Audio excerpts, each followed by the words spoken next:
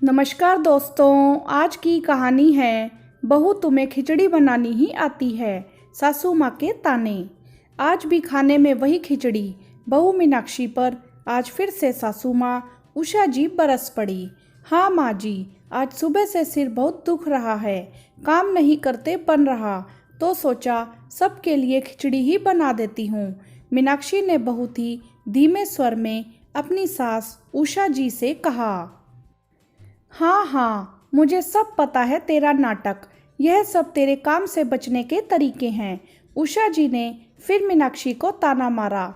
मीनाक्षी को अब आदत सी पड़ गई थी रोज रोज ताने सुनने की। उसको शुरू से ही जवाब देना, लड़ना और फालतू की बहस करना अच्छा नहीं लगता था। मीनाक्षी और विवेक का विवाह कुछ 5 साल पहले ही हुआ था। परिवार में 3 लोग और उनका एक बेटा जो कि 3 साल का था। विवेक के पिता बचपन में ही गुजर गए थे। विवेक की मां ने टीचर की नौकरी करके बहुत मेहनत से विवेक को बड़ा आदमी बनाया। विवेक भी अपनी मां के ताने मारने की आदत से अच्छी तरह वाकिफ था, पर वह हमेशा मीनाक्षी को ही चुप रहने को बोलता। जब भी मीनाक्षी उषा जी के बारे में कुछ बोलती तो विवेक बोलता कि माँ की बातों को नज़रअंदाज करो। मीनाक्षी भी सोचती, ठीक है, विवेक तो मेरा सहयोग करते ही हैं। अरे मीनाक्षी, तुम कोई नौकरी क्यों नहीं कर लेती? विवेक ने मीनाक्षी से कहा। अब तो सोनू को भी माँ देख लिया करेगी, क्योंकि मीनाक्षी को पढ़ना और पढ़ाना बहुत अच्छा लगता था। सोनू के जन्म के बाद से वह खुद को समय नहीं दे पा रही थी। यह बुढ़ापे में अब बच्चा नहीं संभलता मुझसे, उषा जी ने तुरंत कहा। माँ, मीनाक्षी सिर्फ 5 घंटे वाली ही नौकरी देखेगी।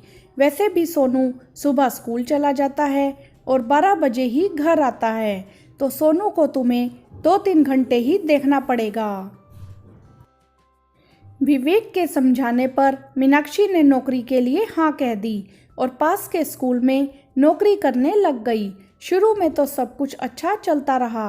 अब उषा जी को मीनाक्षी पर गुस्सा आने लगा, क्योंकि उषा जी अब दिन में सोनू के कारण अपनी सहेलियों से मिलजुल नहीं पाती थी। नहीं तो पहले रोज दोपहर में सहेलियों के साथ खूब गपशप चलती रहती थी।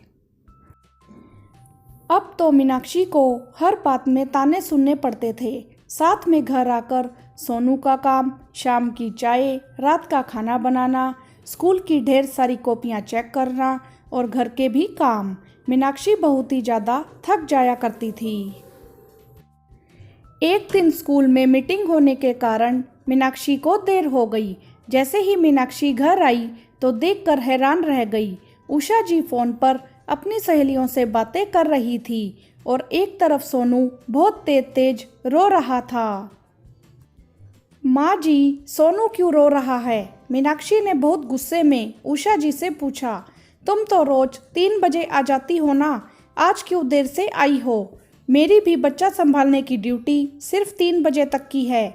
उसके बाद मेरा भी कुछ समय है, मुझे भी अपनी सहेलियों के साथ टाइम बिताना होता है। उषा जी ने मीनाक्षी को फटाक से उत्तर दिया।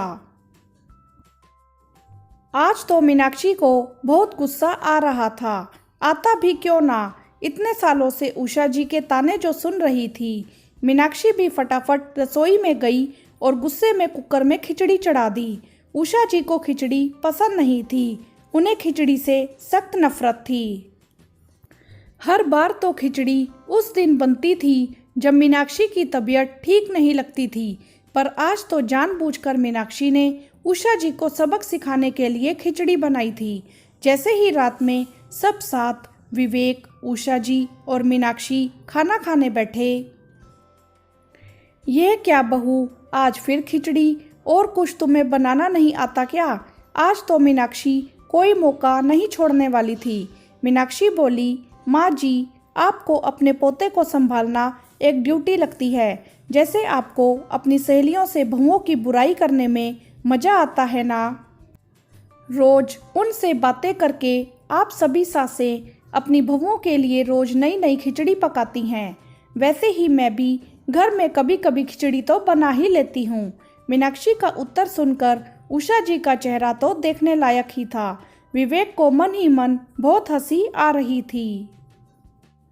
दोस्तों, इस कहानी का माध्यम से हमने यह समझा कि यदि बहू बीमार है या कुछ नया करना चाहती है तो घर के सभी सदस्यों को मिलकर सहयोग करना चाहिए, ना कि ताने मारने चाहिए। आपकी इस विषय में क्या राय है, आप हमें कमेंट्स करके ज़रूर बताएं। वीडियो को लाइक करें, शेयर करें और चैनल को सब्सक्राइब भी करें। धन्यवाद।